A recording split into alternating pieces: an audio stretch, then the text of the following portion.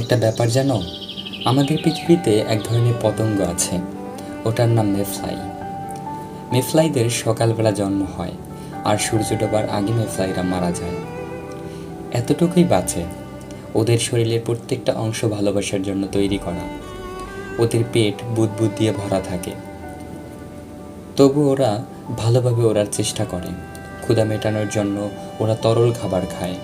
ওদের কাছে শুধু একদিন থাকে, আর ওই দিন ওদের একটা উদ্দেশ্যই থাকে, একজন সঙ্গী খুঁজে তার সাথে মিলিত হওয়া এবং তারপর শান্তিতে মরে যাওয়া। শুধুমাত্র ভালোবাসার জন্যই এদের জন্ম হয়, আর ওরা ভালোবেসে হাসি মুখে মরে যায়। কত সুন্দর না বলো ওদের এই কাহিনীটা। ওরা আর কোনো কিছুই চায় না, শুধুমাত্র একটু ভালোবাসতে চায়। ভালোবাসার মধ্যে ওরা খুশি খুঁজে পায়। ভালোবাসাই ওদের জীবন। আমি কি তোমার সেই মেফ্লাই হতে পারি, যে একটিবার ভালোবেসে তোমার হৃদয়ে বাসা বেঁধে চিরতরে হারিয়ে যাবে?